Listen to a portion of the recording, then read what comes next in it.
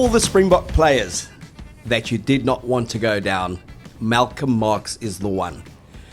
While we are recording, it's unknown the extent of Malcolm's injury, and apparently doctor, client, patient privilege has meant that the Boks coaches aren't telling us the nature of his injury outside of he has gone for a scan. Our understanding is that it is potentially an ACL, a knee injury, and it could rule him out of the World Cup. If he's out of the World Cup, odds are that Pollard replaces him, and as we've been speculating from the outset, the first time someone goes down, Pollard will be on a train, not even on a plane, from Leicester and into France to complete the World Cup. Malcolm Marx, though, if he is out, he was never in the original 23 for Saturday. If he is out, that is a massive, massive blow to the Springboks. It also changes the dynamic of that bomb squad quite significantly. Indeed. Give me the raw! Indeed it does. So, look, I think... Give me the raw. I think that... Give me the raw. Hear the roar. Gracias, amigos. Give me the raw. It's Ricky Rodriguez, your favorite. Tell me about Malcolm. Rugby expert. Malcolm Marx is a huge loss to this team, to the Springboks. The world champions have lost one of their greatest heroes. The player in the middle of the front row, Malcolm Marx. Will they be able to bounce back? I don't know. We'll have to see. We have to wait until they play Ireland to really get the picture of what this means for the team. But I think they could do it. I'm positive. All right, Ricky Rodriguez, you asked for him. I thought I'd get him in early. Malcolm Marx, if he's out, we know for the Romania game, they've gone with Dion Fourie as the backup hooker. They've also said Marco van Staden can cover hooker. I also hear that he played scrum half when he was at school, so he can cover scrum half as well. Bongi and Malcolm as a combo, probably unrivaled in world rugby, and they have been for the last kind of 4 years, how they worked in tandem. But just, Eben's injured. They said he'll be back for Ireland with a shoulder. One never knows just how serious that is. No Lukanya Pollard, we believe, is on the way back. They've always said he's on standby and he's ready to go. But that is a big blow. If you're going into an Ireland game potentially without Eben and potentially without Malcolm Marx, it just does change the dynamic slightly. I think it changes it significantly, and I think it's, it kind of feels like the World Cup may be on again now, because with those two guys in the mix, we've been speaking about it, the Boks are pretty much unstoppable in the sense that nobody can man up to them. But you take out Eben Etzebeth and you take out Malcolm Marx, it's not so much about who replaces those guys in the starting lineup, it's about who replaces those guys in the squad.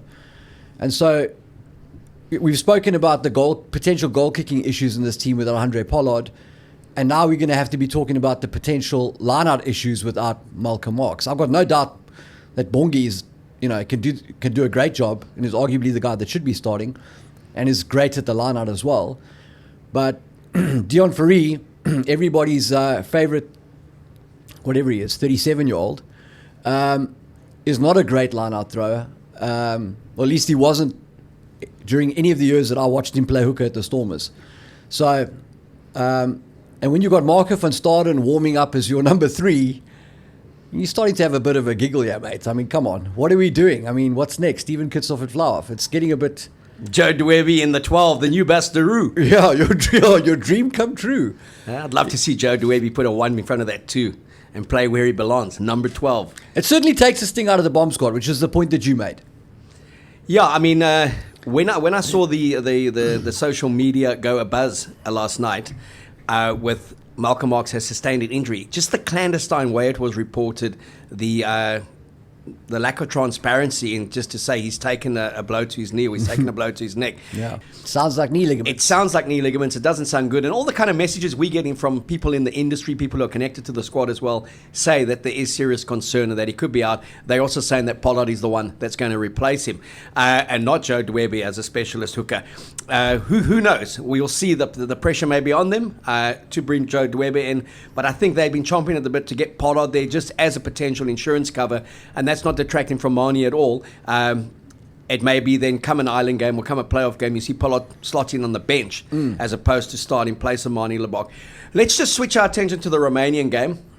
Really, if they played the Tux 15, maybe not the Tux 15, but anyone else, they'd beat Romania on Sunday. So in the context of the result and the points differential, it's a nothing game. Given the conditions, given the kind of makeup of the Boks side, you're probably looking at a 60-plus points differential in that game.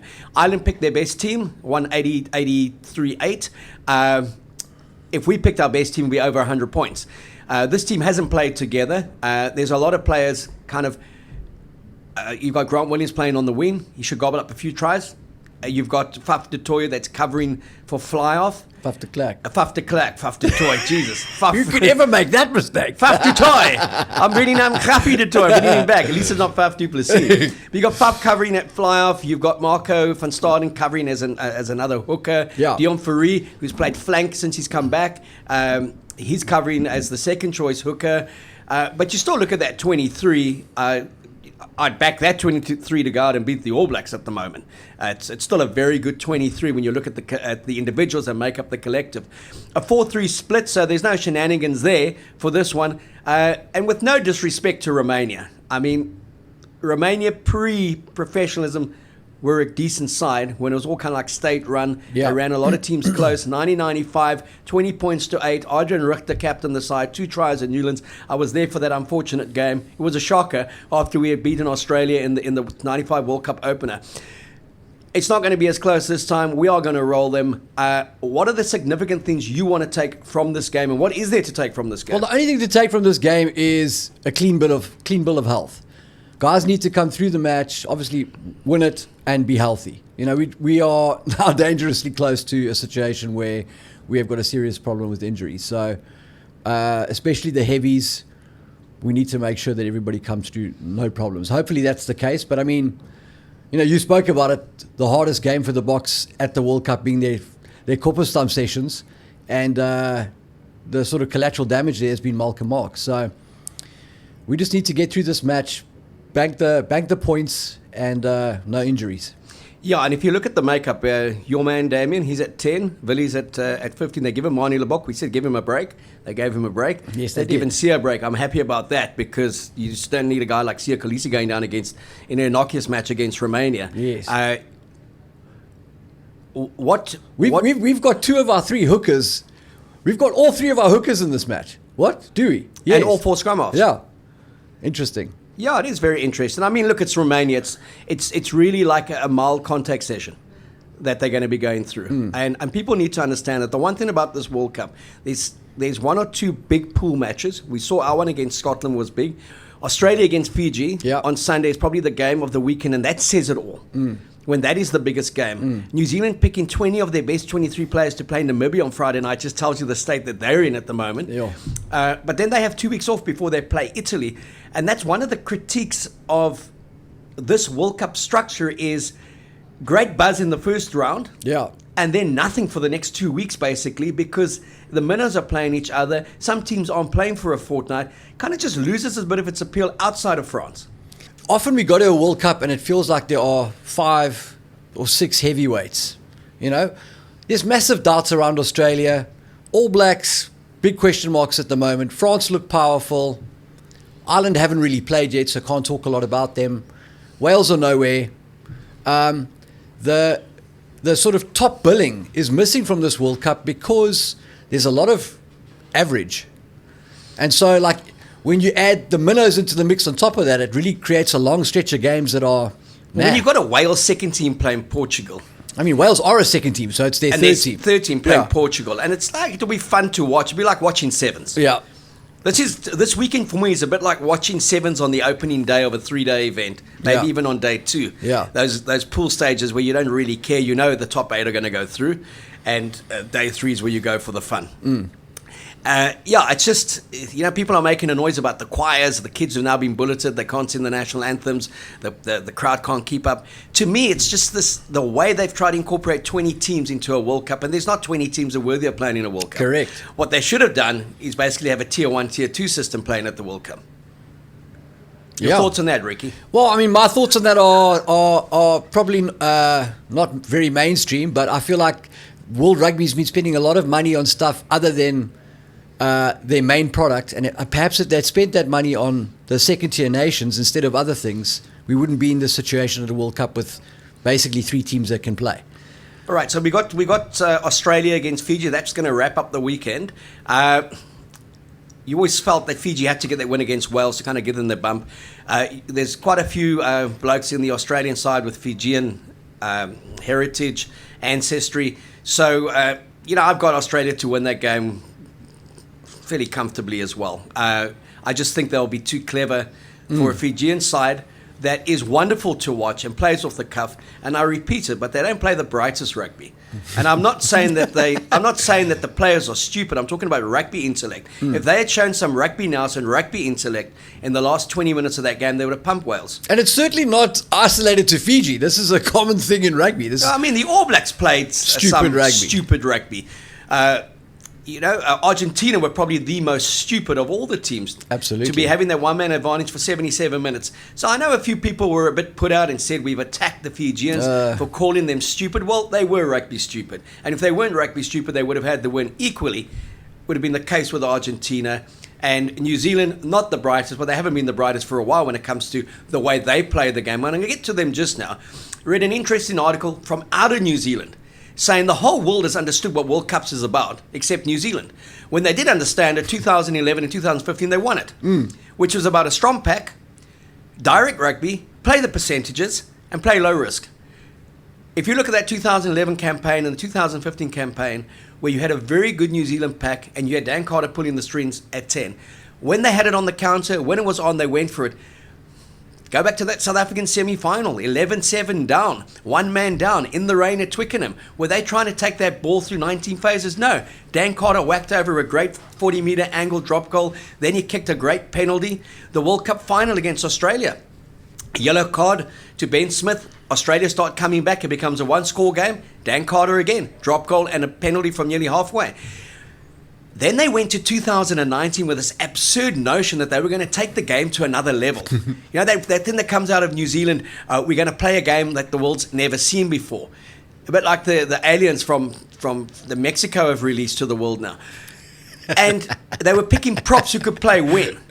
They were picking flanks who should be playing in the midfield. Everyone could offload, they just couldn't scrum. They forgot the basics and they got pumped in that semi-final against England. One of the most embarrassing All Black performances I've ever seen. I thought that one was even more embarrassing than their 35-7 defeat at Twickenham. Yeah. They were never in that semi-final. Yeah. And you would think in those 4 years they would have gone back and actually said, let's go back to finding, we've got 4 years to find a pack. We need some grunt and we need some mongrel in that pack, and we need to understand that 10 is Mohanga and he plays like he does at the Crusaders. He doesn't play, because at the moment they're a mixture between the Hurricanes, the Blues and the Crusaders, and chucking a bit of Chiefs. Yeah. In the way they play, it's a very confused identity. So they're going to go against Namibia. They're going to run them ragged. They won 71-9 in 2019. They won 58-14 in 2015 against Namibia. They're already talking about what an aggressive physical approach they're going to have against Namibia. This is a Namibian side. They got pumped. That gets pumped by South African club sides. This is the Namibian side that took 50 against Italy, and the All Blacks are talking them up. I think the All Blacks are talking them up because they want to talk about what's coming, because they don't want to talk what just happened. So talking about the news kind of detracts, from the last thing that they did. But that thing that you're talking about, forgetting the basics, isn't that the classic rugby cycle that every single team goes through? You go through a period where your team sucks and everybody's like, I don't care how you do it, just score one more point than the opposition. We have to get back to winning ways, whatever it takes. Then they go back, they play clever rugby. They kick the ball, they defend, they score from turnovers. People are like, yes!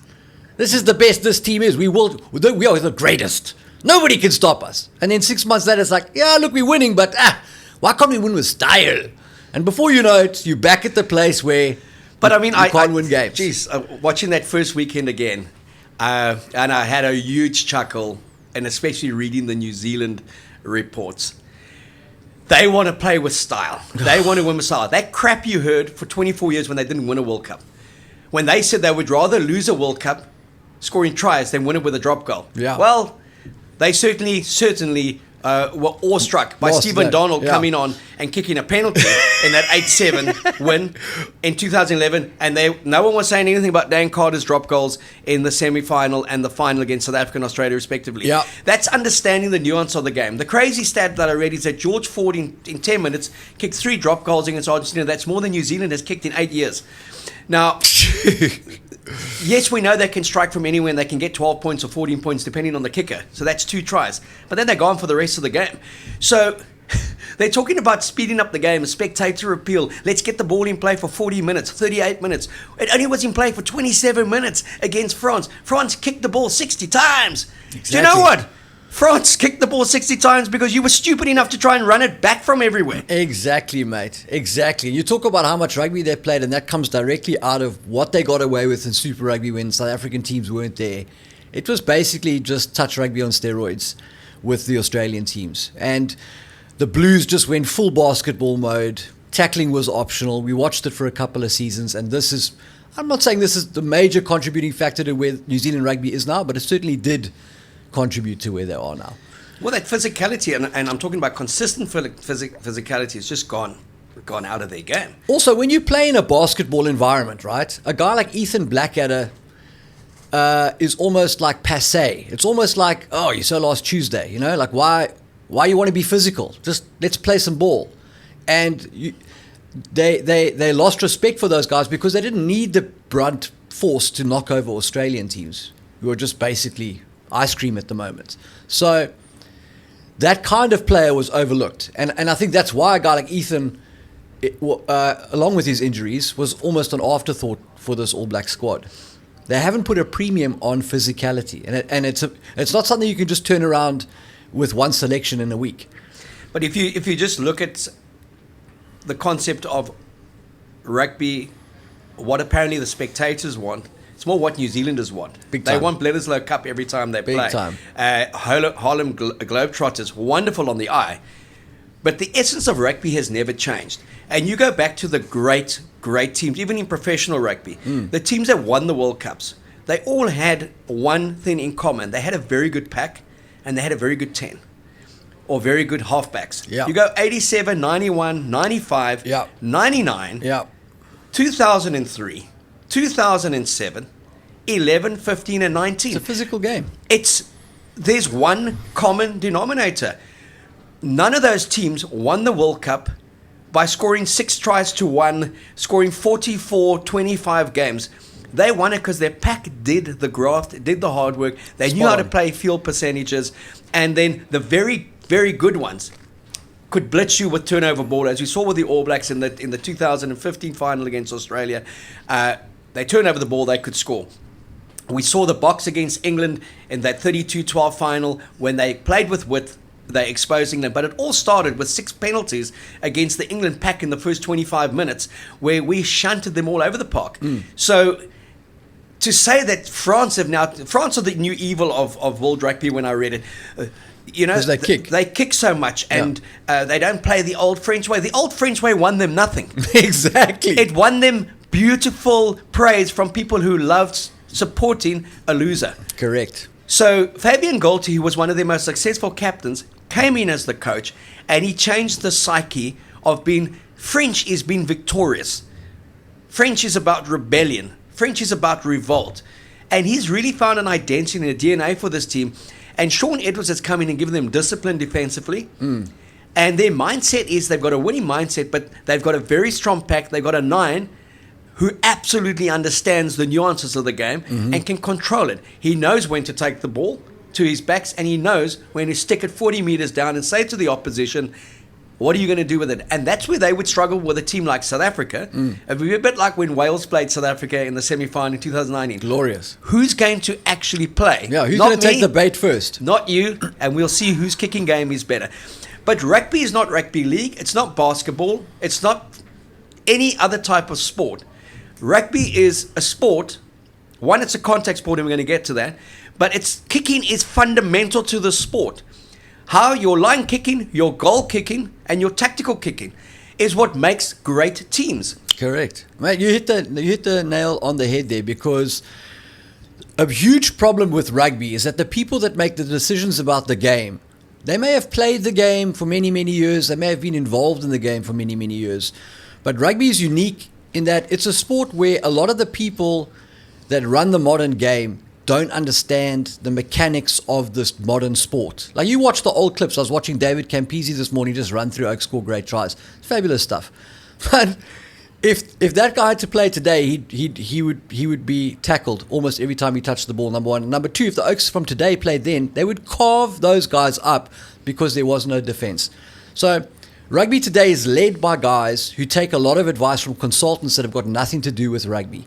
And marketing people have sold rugby on the idea that tries and sidesteps and offloads is the game's number one commodity.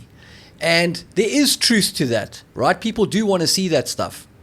But for excitement factor on skills, rugby is never going to be able to compete with the obvious athleticism and skill of a sport, a simplistic skill and athleticism of sports like soccer, basketball, American football. There are lots of sports that require you to be less of a connoisseur to understand the skill. And so what makes rugby unique is that you have to pass the ball. You can't pass the ball forward, okay? Or at least you couldn't.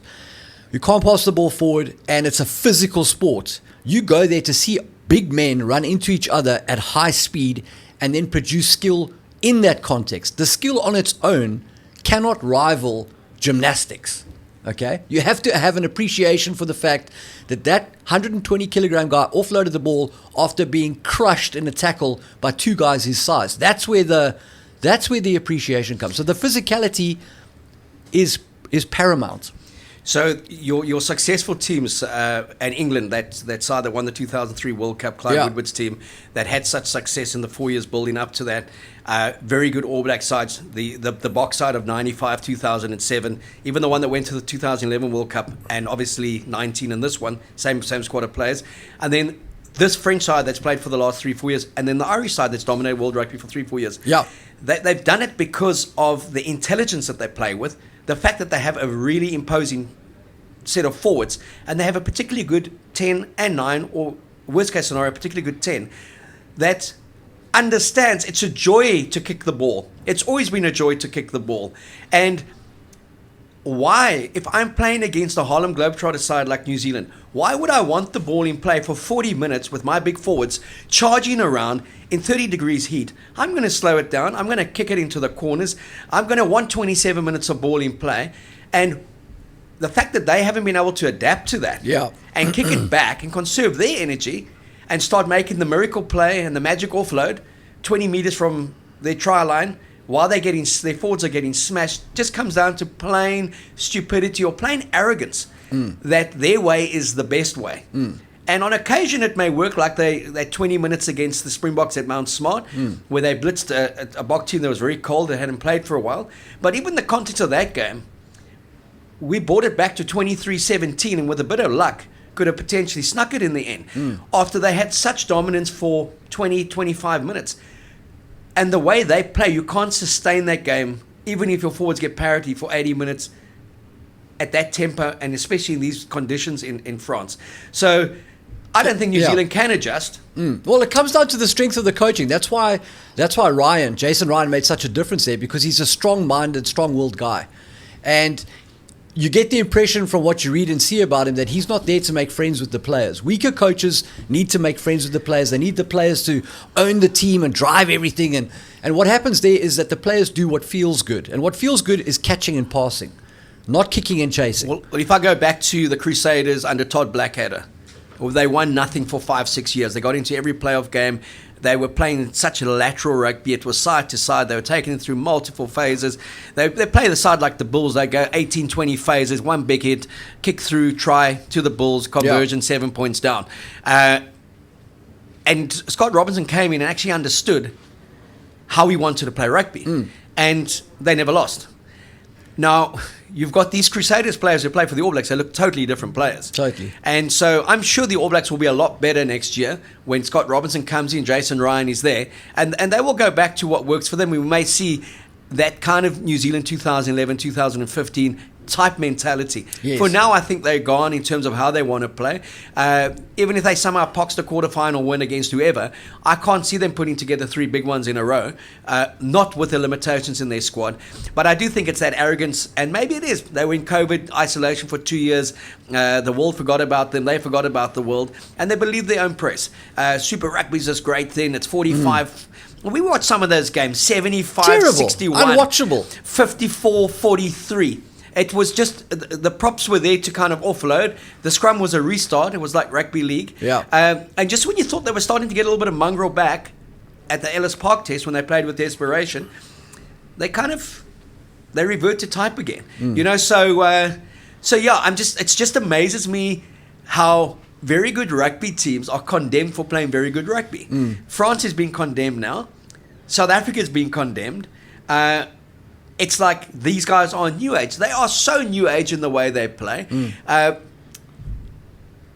You know, I think New Zealand thought that they could seduce France into reverting to type for the appeal of 80,000. That's a good call, that. But can I tell you now, those 80,000, and most of them were French, or the neutrals were back in France, had no issue that every second ball went up into the heavens at the start. Correct. And saw New Zealand fumble it or try and run it back. Correct. What they wanted was that end result. And when France got the opportunity, when they had numbers and they had the mismatches, they scored a great try to kind of seal it. Yeah. So I think for our supporters as well, and I see it on social media, we give the Boks a hard time.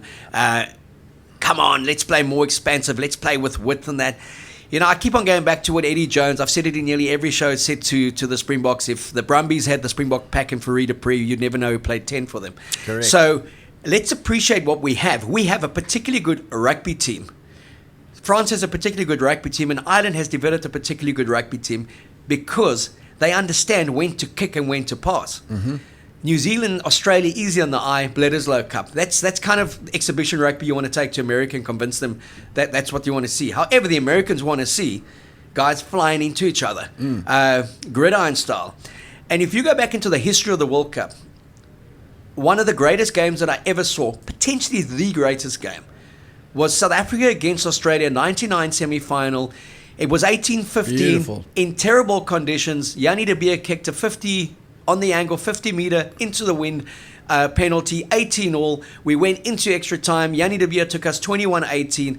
The Stephen Larkham 21, Matt Burke 21-all. Then the Larkham drop goal 24-23. And people forget Berkey added another one at the end, 27-21. There was no try scored there. There was this incredible break by Robbie Fleck, a wonderful tackle by George Gregan. There was Timmy Horan's break, wonderful tackle by Joos van der Westhuizen.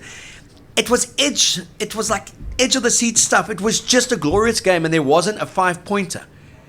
For everybody watching at home, that oak just recalled all of that just off the top of his head. Well, I was there. You can hardly forget it. He didn't research any of that stuff. 1999 was 24 years ago. And then the next day when I watched New Zealand 24-10 up at halftime, 2 Jonah, big tries, and then the French went mad in the second half and destroyed them, okay? And Jeff Wilson came back and scored a late try to kind of put it together. But everyone raves about that French game. But that French game, especially in the second half, was more like a kind of one team just had a meltdown. But that first one was the semi-final because they went a week later to the final in Cardiff, and Australia won 35-12. Owen Finnegan scored that great try from 30 meters. Owen Finnegan. We should do a whole show just on him. And he was, again, one of the unheralded Australians, a tough bastard. And he just went with about 5 French guys on his back, and he just went all the way through. It was one of the most one-sided, lopsided World Cup finals because the final had been played the week before that with the Springboks and Australia. Now, that's why I keep on saying I want to see a France-South Africa final because that is a rugby final. Yes. God forbid if Australia and New Zealand meet somewhere, it's going to be beautiful on the eye, but not much else. Yes, agreed. I agree with that 100%. And I think that Australia-Fiji game we spoke about is going to be a great showcase of exactly that tactical philosophy that you mentioned in the show now. Is, do Australia have the brains to actually just not get caught up in the circus, put the ball in the corners with Flash Gordon and see what happens? If they take the bait, Fiji has the potential to carve them up and stun them at the World Cup. So again, I looked at all the reaction from the weekend's games. Obviously, Fiji's the everyone loves Fiji, okay? It's the people's team. And they were so hard done by with the inconsistencies of the referee. Whether it's inherent bias, I don't know. Warning the Welsh team 5 times, nothing. One misdemeanor from the Fijian side, yellow card. And just again, consistently, he treated the Fijians with such disrespect that whether you like Fijian rugby and the way they play or not, you were going to support them in that match. Yes. But all the statistics that have come out, all the rave reviews, and my response is they lost. And you don't win World Cups by meters gained or offloads made or passes made. Fiji were great for everybody that doesn't support Fiji. That's just a casual weekend warrior flipping through channels, caught 20 minutes of the game, was like, wow, that's amazing. I really enjoy that. Go ask Fiji fans whether they would have preferred to kick more if it meant they could have won.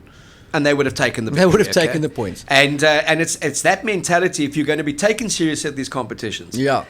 You go there, play with rugby intellect. A functional rugby intellect, as Eddie always says, and emotional intelligence, and kind of get the win. And I think that's going to be the difference between Australia and Fiji this weekend. I think you will see a little bit more rugby intellect from Australia than you will from Fiji, but they're going to score a couple of great tries. Definitely. And everyone's going to say, oh, they were so close again. So this weekend is basically a weekend that's made for fantasy rugby. All of you who are playing World Rugby's Fantasy League, pick a lot. You can only pick 3 per team, but pick 3 All Blacks, pick 3 Welsh guys, pick a couple of French guys for the game that they're gonna win comfortably as well. It really doesn't mean much. The main thing with the Boks, we don't get any injuries. We kind of take the pressure cooker off us in terms of go out there and have some fun. Show your attacking prowess. Damien Williamson gets some game time at 10. Willie gets a bit of confidence back. For me, this is really a confidence hit out. And Jean Klein get through 75, 80 minutes. Because if Eben doesn't play, I do see Jean Klein going into that position with Ergier Snyman on the bench. Definitely. I mean, what else do they do? It's got to be JK and Ergier. And JK against his old team, Ireland, that's assuming Eben doesn't come back. They still say he may, but we're looking at a worst-case scenario here. Finally, Zels, before we wrap up, a thing that really irks you and it irks me is this head collision stuff. Accidental hit to the head, red cards, suspensions, yet every second time we see a loose forward, a prop, a lock, a hooker, pick up the ball and drive it 5 meters from the try line. He's invariably making head contact with the opposition guy, and nothing gets said about that. Should we not come back to, it's clear if there's malicious intent or a very poor tackle technique that could have been avoided, then bin the guy. But at high speed, when there's a slight variation in movement and 2 heads clash, the pain of the collision should be punishment enough. And the only difference is, in that same scenario, if the other bloke is not carrying the ball, he goes. It's just crazy at the moment, the way it's been officiated, all in the name of player safety, yet they're allowed 8 on 7 in a scrum. They allow 8 on 7 in a scrum, even 8 on 6 in a scrum. As long as there's 2 props and a hooker on the field. How's that not knocking at player safety and player welfare? And every time a front row goes down 900 kilograms of pack, tell me that's not worse than an accidental head clash. What was the New Zealand prop, Williams? Yeah, Tamaiti. He said in his debut against the Springboks at Mount Smart, he was not called at the first engagement. Let's then just kick out the scrums from World Rugby and make it Rugby League. It's just absurd. Curry should never have been sent off. Jesse Krill was rightly not kind of cited. And the poor Chilean oak should never have been sent off when who did they play? Chile. Who did they play in the who did Chile play? Chile lost to 42-12 they lost. I know the score, but who did make they play? them work. Japan. So they played when the Japanese fullback kind of stumbled into him with his back and then turned in a head collision and he was sent off. So it's kind of, let's get our priorities right. Let's understand that rugby's a game where you're allowed to kick and there's value in kicking for the corners and there's value in kicking for poles. That's why it's 3 points, okay, not 1 point. And when there's malicious intent and thuggery, bin the guy, suspend him, ban him. But it is a contact sport and there's going to be accidental clashes, but then be consistent, because your head going into my head 2 meters from the try line when we basically at knee level is far worse than an accidental head clash in the midfield. Mate, we could do 10 episodes on this, but to keep it short and sweet, for me, this whole under the guise of player safety, it's a giant con, and nobody is against measures to protect players. At no point in the history of rugby has rugby said it's 100% safe. When you sign up to play rugby, it doesn't say in the rules, "Hello, Johnny, welcome to rugby. You can never get hurt." People get hurt. The rate of concussions in cheerleading, in collegiate cheerleading in America is ridiculous. Okay, so people get hurt in real life. People die. They choke on their toothbrushes every year. It happens. Okay, so everybody is for player safety, but rugby needs to continue being rugby, because the only way to make it safe is to stop it from being rugby. And so things like the HIA, I think, is a fantastic initiative. Too many times I've watched in a match many years ago when a guy was clearly concussed and he just carried on playing on, wandering around in the field, and nobody did anything. So I think HIA, fantastic initiative. They've eradicated massively risky things like the neck roll, crocodile roll. Those things have been pulled out of rugby. They've made rugby far safer. But we are now at a point where this is about something more than just player safety. And these collisions, you talk about intent, okay? They've muddied the water there where you're not actually sure, is it about every time there's a head clash, there must be some sort of sanction, or are we talking about intent? And clearly it's not about intent, because there are often times, as was the case with Curry, as was the case with Jesse Creel, multiple head clashes where it's obvious there's no intent, it's a rugby incident, and yet it goes to the TMO, the guy gets sanctioned, sometimes there's a citing, okay, because the safety. Now, the reality is you can never take that out of the game without taking collisions out of the game. And that is what rugby is about. There are literally hundreds of incidents in a match where somebody's head makes contact with somebody else inadvertently and nothing happens, because the con would fall to pieces if they actually had to officiate those instances. In the last match with South Africa and Scotland, there's a moment in that match where I think it's the Scotland scrum half has tried to tackle a guy, the ball carrier's gone past him, he's on the ground, the player gets tackled, and as he's getting up, I think Sos is coming past him and his boot clips him in the head as he runs to the ruck. Okay, you didn't even see a replay of it. The point I'm trying to make is if any head contact is deadly, as these guys are trying to sell us, why are we only officiating a few instances in a match? We have to officiate everything then. And I think what I'm hearing behind the scenes is referees and coaches have had enough. And I think that match with the All Blacks, where there were 7 cards, I think, in that match. Was that the right one? Was it the All Blacks? There were 7 cards, I think 6 yellows and a red or something ridiculous. That's a referee trying to send out that's his code word, you know? That's him trying to send a message toward, like, hey, if we actually have to apply these ridiculous rules that we're getting from HQ, this game will disappear tomorrow. And people need to understand, yes, you may get hurt playing rugby, and there are instances where it's tragic, where a person's life has changed and it's terrible, but that's real life. And that happens in almost every industry. Nobody has to play rugby. If you don't want to get hurt playing rugby, don't play rugby. But for many of these guys, rugby changes people's lives for the better by the hundreds of thousands across the planet.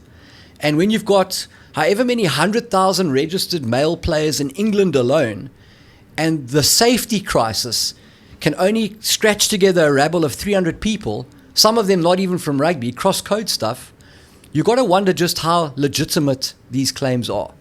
Well, I think you keep on going back to it is a contact sport. These are professional players. They choose to play the game. They know they're going into combat. And the big word there is intent. Spot on. And if the only interpretation that the match officials have to make is there an intent in this collision? Our belief, yes, there is. Then you back that match official because they were on the field and they saw it. But if there's no intent, it's play on.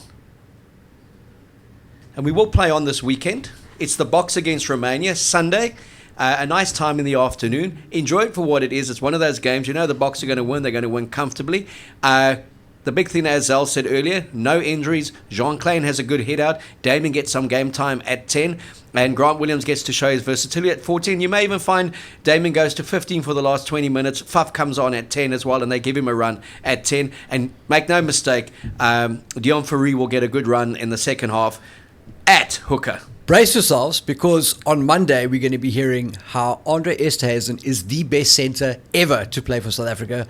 That bloke is going to score 6 tries on the weekend. I don't know if he'll score 6 tries. I'd like to think he'd offload the ball and Grant Williams will score 6 tries. No one's stopping him. Huh? And then the one that does have some intrigue for us, obviously, Ireland up against Tonga. Tonga will offer a little bit more than Romania. They don't have the pack to stay with Ireland. Again, a bit like Fiji, they'll offer some moments in the backs with their retreaded All Blacks that are playing there. Ireland to win that one comfortably in double digits. For us, who knows? Maybe Tonga do to Johnny Sexton what World Rugby couldn't and put him out the game for a couple of months. Did I call him Grant Esterhuizen? I always do that. Or did I say Andre? You said Andre the Giant, Andre Esterhuizen. Okay. So Johnny Sexton, Ireland will be hoping he gets through this game and that they also get through this game with minimal injuries. Come on, Tonga! Come on, Tonga! Do us a few favours! Thanks, guys. We'll chat to you, if not tomorrow, then obviously on Monday.